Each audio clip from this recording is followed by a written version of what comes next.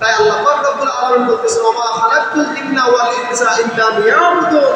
আমি মানুষ এবং জিনকে সৃষ্টি করেছি আমার ইবাদত করতে। সুবহানাল্লাহ। আল্লাহ পাক রব্বুল আলামিন বলতেছেন জগতের বান্দারা তোমরা শুনে রাখো, তোমাদেরকে আমি এই জগতের মধ্যে প্রেরণ করলাম আল্লাহ পাক রব্বুল আলামিনের ইবাদত করার জন্য, দাসত্ব করার জন্য।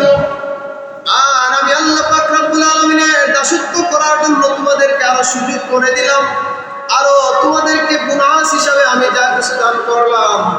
আর সবচেয়ে স্পেশাল বিষয় এটা হচ্ছে আমি তোমাদের মধ্যে সব পয়গম্বরের মধ্যে সর্বশ্রেষ্ঠ পয়গম্বর রাসূল দান করলাম।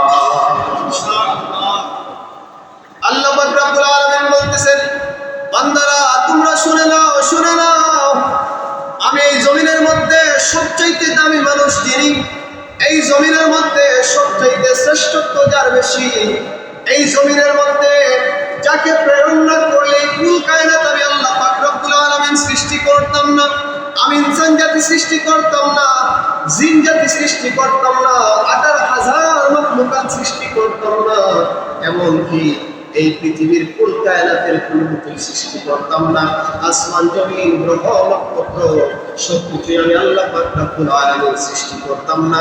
যে নবীর উসিলায় আমি এই জমিন সৃষ্টি করলাম, আসমান সৃষ্টি করলাম, কুল কায়নাত সৃষ্টি করলাম, 18,000 মাখলুকাতের মধ্যে ইনসান জাতির সৃষ্টি করলাম, এই নবীকে তোমাদের মধ্যে আমি দান করে দিলাম। সুবহানাল্লাহ। আল্লাহ পাক রব্বুল আলামিন বলতেছেন قل إن كنتم تحبون الله فاتبعوني يحببكم الله। আল্লাহ পাক রব্বুল আলামিন সূরাতুল আল ইমরানের 21 নম্বর আয়াতে বলতে বলেন قل إن كنتم تحبون الله। আল্লাহ পাক রব্বুল আলামিন নবীকে সম্বোধন করে বলেন, কুল দ্বারা নবীকে সম্বোধন করা হয়। এই কুল দ্বারা আল্লাহ পাক রব্বুল আলামিন নবীকে ফরমাইশ দিতেছেন, আদেশ করতেছেন, নবী আপনি বলে দিন কুল ইন কুনতুম তুহিব্বুনা আল্লাহ, যারা আমি আল্লাহকে ভালোবাসে, আমি আল্লাহকে মহব্বত করে, আমি আল্লাহর কাছে আসতে চাই, আমি আল্লাহকে মহব্বত করতে চাই, ভালোবাসতে চাই, আমি আল্লাহকে পাইতে চাই, আমার রাসূল জগতের মানুষদেরকে জানিয়ে দেন, জগতের মানুষেরা তোমরা শুনে নাও, আমার আল্লাহ পাক রব্বুল আলামিন বলতেছেন যারা আল্লাহকে ভালোবাসে, যারা আল্লাহকে পাইতে চায়, যারা আল্লাহর নিকটবর্তী হতে চায়, আল্লাহ পাক রব্বুল আলামিন বলতেছেন ফাত্তাবিউনি ইউহিব্বুকুমুল্লাহ, তারা যেন আমি নবীকে অনুসরণ করে। একটু আওয়াজ বলি সুবহানাল্লাহ।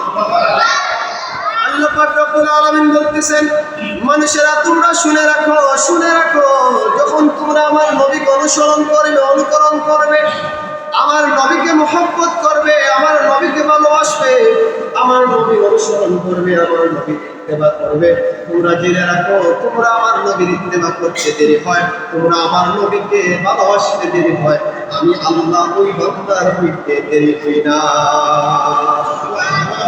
সুবহানাল্লাহ, সুবহানাল্লাহি ওয়া বিহামদিহি, সুবহানাল্লাহিল আযীম। আল্লাহ পাক রব্বুল আলামিন জগতের সর্বশ্রেষ্ঠ মহামানব যিনি, কুল কায়নাতের বাদশা যিনি, আল্লাহ পাক রব্বুল আলামিন এই জমিন সৃষ্টি করতেন না যাকে সৃষ্টি না করলে, সেই মহামানব সর্বশ্রেষ্ঠ নবী, আখির জামানার নবী জনাবে মুহাম্মদুর রাসূলুল্লাহ সাল্লাল্লাহু আলাইহি ওয়াসাল্লামের উম্মত হিসেবে আপনাকে আমাকে জমিনের মধ্যে পাঠিয়েছেন।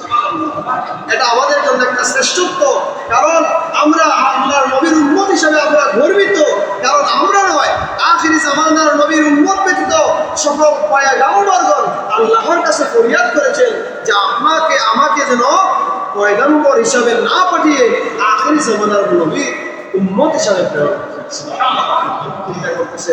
অনেক নবীগণ আক্ষেপ করেছেন যে আখির জামানার নবীর উম্মত। সুবহানাল্লাহ।